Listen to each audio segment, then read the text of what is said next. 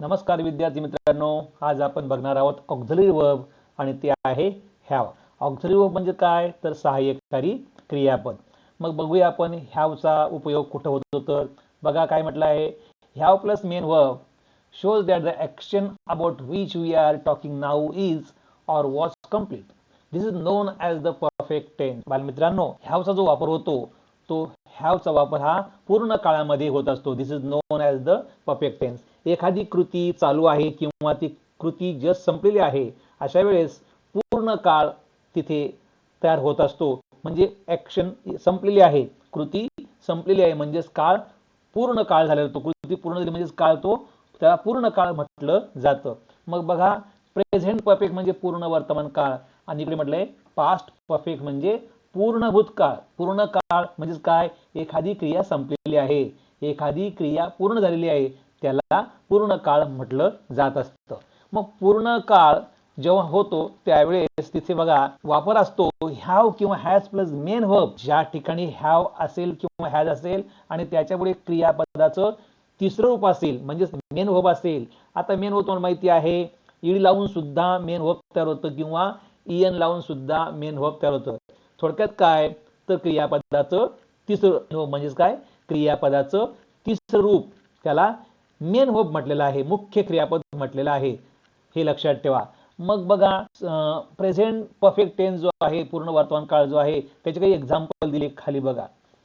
First sentence बघा, I have seen the film. इथे have आलेला आहे आणि हॅव नंतर मुख्य क्रियापदाचं तिसरं रूप आलेलं आहे.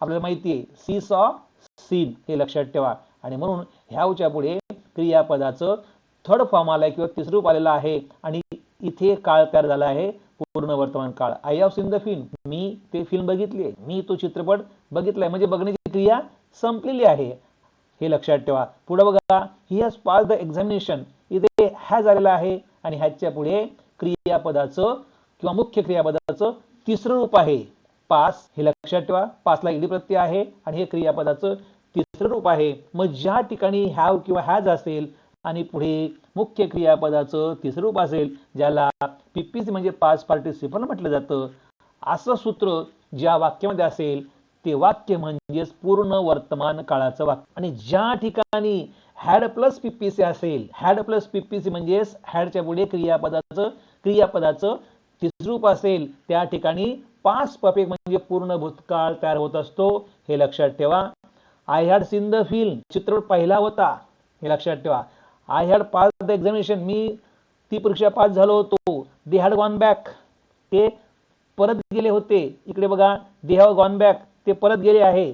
इथे म्हटले दे हॅड गॉन बॅक, ते परत गेले होते. आता थोडक्यात लक्षात ठेवा की पूर्ण वर्तमान काळामध्ये हॅव हॅजच्या नंतर क्रियापदाचं तिसरं रूप ठेवलं जातं आणि पूर्ण भूतकाळामध्ये म्हणजे पास्ट परफेक्ट मध्ये हॅडच्या नंतर क्रियापदाचं तिसरं रूप ठेवलं जात असतं. एवढं जरी आपण लक्षात ठेवलं तरी आपल्याला प्रेझेंट परफेक्ट आणि पास्ट परफेक्ट आपल्या लक्षात राहत असतो. इथे या ठिकाणी हॅवची रूपे असं म्हटलेलं आहे. हॅवला आपण काय म्हटलंय, ऑक्झिलरी वर्ब म्हणजे सहाय्यकारी क्रियापद म्हटलेलं आहे. मग त्याची रूपे कोणती तर त्याची रूपे हॅव आणि हॅज आहे. मग जर काही सर्वनामानुसार आपण ठेवण्याचा प्रयत्न केला किंवा सर्वनामानुसार जर आपण ही हॅव आणि हॅज ही जी रूपे आपण वापरण्याचा प्रयत्न केला तर हॅवच्या सर्वनामानंतर हॅव येतं, वी या सर्वनामानंतर हॅव येतं, यू नंतर हॅव, यू नंतर have, he has, she has, it has, he किंवा शी किंवा इट यांच्यानंतर काय आहे, हॅज आहे. He has, she has, it has. आणि दे नंतर इथे हॅव पाहिजे, इथे हॅज झालेला आहे, दे नंतर हॅव येत असतं.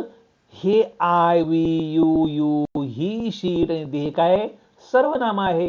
आणि या सर्वनामाच्या पुढे जर का आपल्याला हॅवची रूपे वापरायची झाली तर आपण काय म्हणू शकतो, I have, we have, you have, he has, she has, it has, they have म्हणू शकतो. इथे आपल्याला हॅव पाहिजे, लक्षात ठेवा.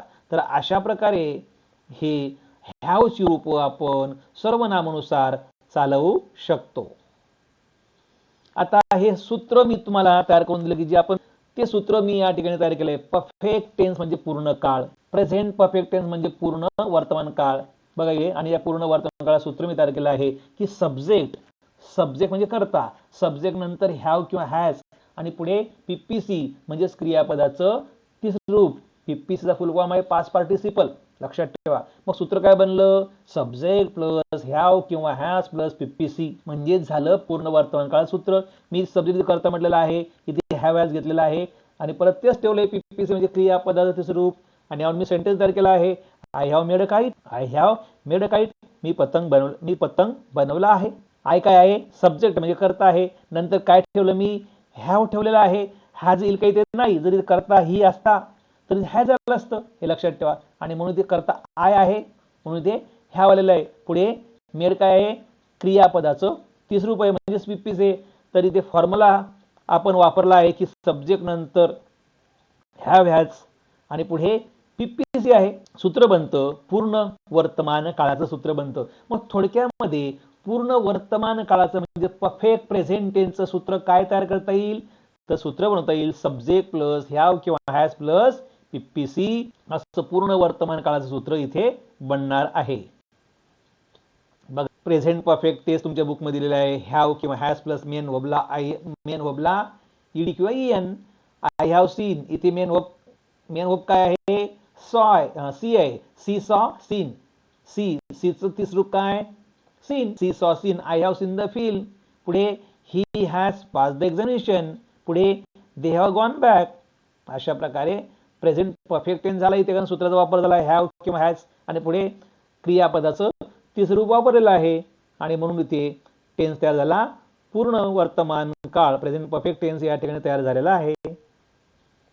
बघा परफेक्ट प्रेझेंट टेन्स इथे सूत्र मी तयार केलेलं आहे. पास्ट परफेक्ट टेन्स म्हटलं, बघा पास्ट परफेक्ट टेन्स पूर्ण भूतकाळाचं सूत्र तयार केलेलं आहे. बघा सब्जेक्ट प्लस आता हॅव आहे का नाही?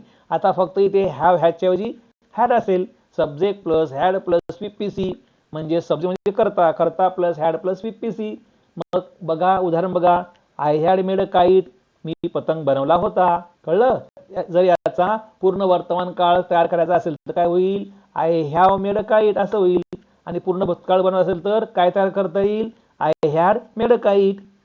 मग subject plus had plus PPC हे सूत्र झालं पूर्ण भूतकाळाचं. लक्षात ठेवा, भूतकाळ असेल तर हॅड येईल आणि वर्तमान काळ असेल तर हॅव किंवा हॅज येईल. तोच फॉर्म्युला वापरलेला आहे तुमच्या बुकमध्ये. आणि सेंटेन्स तयार केलेला आहे, हॅड प्लस मेन वर्ब म्हणजे क्रियापदाचं तिसरं रूप. I had seen the film, he had pass the examination, they had gone back. Had plus PPC चा यूज झालेला आहे. हॅड प्लस मेन वर्बचं तिसरं रूप इथे वापरलेलं आहे सगळीकडे. बघा काय म्हटलंय? Many verbs have separate forms for the past and perfect. For example, the past and perfect of the verb see is saw and seen respectively. बालमित्रांनो, तुम्ही शिकत आलाय पहिली पासून चौथी पासून शिकत आलेला तुम्ही की रेग्युलर व्हर्ब आणि इरेग्युलर व्हर्ब ज्या क्रियापदाला ईडी लागून पास्ट टेन्स बनतो आणि ईडी लागून ज्या क्रियापदाला ईडी लागून पास्ट टेन्सचं रूप बनतं आणि ईडी लागूनच परफेक्ट टेन्सचं किंवा पीपीसी रूप बनत असेल त्याला म्हटलं तर रेग्युलर व्हर्ब म्हणजे नियमित क्रियापद. ज्या क्रियापदाला पास्ट टेन्स मध्ये किंवा पीपीसी मध्ये ईडी लागत नसून वेगळे अक्षर लागून वेगळं रूप जेव्हा तयार होतं अशा क्रियापदांना म्हणतात इरेग्युलर वर्ब म्हणजे अनियमित क्रियापद. जसं सी सॉ सीन हे काय आहे? अनियमित क्रियापद आहे, हे इरेग्युलर वर्ब आहे. See saw seen, do did done, go went gone, write wrote written, sing sang sung हे क्रियापद आहे, हे वर्ब आहे. परंतु कसे आहे? हे रेग्युलर आहे का? नाही, हे इरेग्युलर आहे. हे काय आहे? इरेग्युलर आहे, लक्षात ठेवा. कारण ईडी लागून यांचा पास्ट टेन्स झाला नाही आणि ईडी लागून यांचा परफेक्ट टेन्स म्हणजे क्रियापदाचं तिसरं रूप हे बनलेलं नाहीये आणि म्हणून यांना म्हटलेलं आहे अनियमित क्रियापद. इकडे बघा, note some more examples given alongside and keep adding to the table. Look up the forms in a good dictionary. आणि ह्या टेबलमध्ये हे जे रूप दिलेले आहे हे इरेग्युलर रूप आहे, अनियमित क्रियापद या ठिकाणी आहे. याचं मिनिंग आपल्याला डिक्शनरीमध्ये बघायचं आहे. तर अशा प्रकारे ईडी लागून पास्ट टेन्स बनत असेल आणि ईडी लागून क्रियापदाचं तिसरं रूप जर होत असेल तर त्याला म्हटलं आहे, त्याला रेग्युलर वर्ब म्हटलं जातं आणि ईडी न लागता पास्ट टेन्स बंद असेल आणि ईडी न लागता क्रियापदाचं तिसरं रूप बंद असेल तर त्याला इररेग्युलर वर्ब म्हटलं जातं, म्हणजेच अनियमित क्रियापद म्हटलं जात असतं. तर अशा प्रकारे आपण इथे सूत्र बघितलंय, पूर्ण वर्तमान काळाचं सूत्र आणि पूर्ण भूतकाळाचं सूत्र. थोडक्यामध्ये हॅव किंवा हॅज प्लस पीपीचा वापर झाला म्हणजेच पूर्ण वर्तमान काळ झाला आणि हॅड प्लस पीपीचा वापर झाला म्हणजेच त्या ठिकाणी पूर्ण भूतकाळ आहे हे समजावे.